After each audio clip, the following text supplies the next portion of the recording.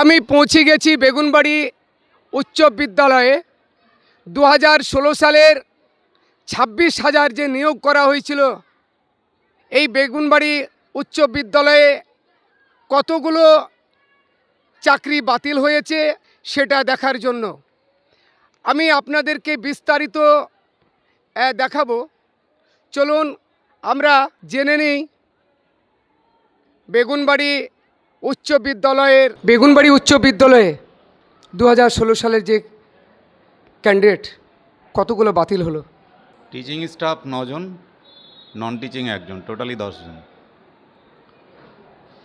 আপাতত 10 জনের চাকরি যাচ্ছে সুপ্রিম কোর্টের অর্ডার। কতটা খারাপ লাগছে আপনাকে? আমরা বিধ্বস্ত, বিপর্যস্ত। প্রতিষ্ঠান কিভাবে চলবে সেই নিয়ে আমরা দিশেহারা অবস্থায় আছি। রাজ্য সরকার কাঁকরগুলো কেন বাঁচলো না? এরা তো রাজ্য সরকারের কর্তা ব্যক্তি যারা রয়েছেন তারাই বলতে পারবে। আমাদের এখানে সকলেই খুব এফিসিয়েন্ট টিচার যারা গেলেন, তাদের শূন্যতা আমাদের ছাত্রছাত্রী থেকে শুরু করে সহকর্মী হিসাবে আমরা প্রত্যেকেই ফিল করছি। তাদের ভবিষ্যৎ নিয়ে কি আশ্বাস দেবেন? আমাদের আশ্বাস তো দেওয়ার কিছু নেই। সহপাঠী হিসাবে আমরা যেটা লক্ষ্য করলাম সেটা হচ্ছে এটা বিচার ব্যবস্থার একটা প্রহসন। জুডিশিয়ারি মার্ডার হলো, এটাকে জুডিশিয়ারি মার্ডার ছাড়া আমরা আর কোনো কিছু ভাবতে পারছি না। কারণ যেখানে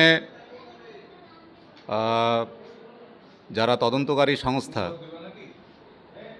তারা 6,500 থেকে 7,000 ক্যান্ডিডেটকে অবৈধ হিসাবে চিহ্নিত করেছিলেন এবং কোর্টের নির্দেশে আমরা দেখতে পাচ্ছি যে সেই অবৈধ ক্যান্ডিডেট নিয়োগ প্রক্রিয়ায় অংশগ্রহণ করতে পারবে না, তাদের সুদসহ বেতন ফেরত দিতে হবে। আমাদের সাধারণ মাথায় যেটা কাজ করছে সেটা হচ্ছে যে যেখানে অবৈধ ক্যান্ডিডেট চিহ্নিত হয়ে গেল তাদের মাঝে বৈধ ক্যান্ডিডেটদেরকে হারিয়ে যেতে হচ্ছে কেন? যেখানে 6,500 বা 7,000 ক্যান্ডিডেট অবৈধ বলে চিহ্নিত হলো, তারপরে বৈধদেরকে কেন বলি দেওয়া হলো? অবৈধ চিহ্নিত হয়ে যাচ্ছে মানে সেই নিরিখে বাকি যারা রয়েছেন তারা প্রত্যেকেই বৈধ, কারণ তাদেরকে অবৈধ হিসাবে চিহ্নিত করার মতো কোনো প্রমাণ কোর্টে সাবমিট করা হয়নি।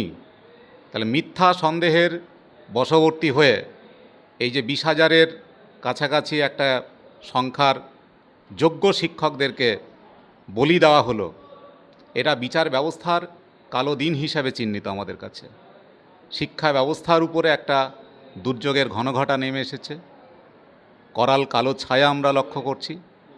এর থেকে উত্তরণের কোনো পথ আছে বলে আমার অন্ততপক্ষে মনে হচ্ছে না। যিনারা কাজ হারালেন তিনাদের বাড়ি কোথায়, মোটামুটি লোকেশন?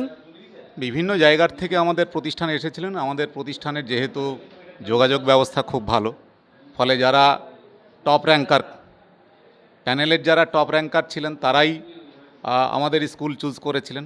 এখানে যারা কাজ করছিলেন এতদিন ধরে তারা প্রত্যেকেই অসাধারণ কোয়ালিটি টিচিং দিয়ে এসেছেন। ছাত্রছাত্রীদের সঙ্গে তাদের একটা নিবিড় ও আত্মিক সম্পর্ক তৈরি হয়েছিল। ছাত্রছাত্রীরা ভীষণভাবে শূন্যতা ফিল করছেন। আমরা দিশেহারা, কিভাবে প্রতিষ্ঠান চালাবো বুঝে উঠতে পারছি না। কারণ at a time routine complete হওয়ার পরে অ্যাট এ টাইম 10 জন টিচার চলে যাওয়া মানে কী ধরনের শূন্যতার সৃষ্টি হতে পারে 4,500 ছাত্রছাত্রী বিশিষ্ট স্কুলে, সেটা সহজেই অনুমেয়। আপনারা প্রত্যেকেই সেটা অনুভব করতে পারছেন। আমাদের বলার কিছু নেই, আমরা বাখারা। আপনার পরিচয়টা দেবেন একটু?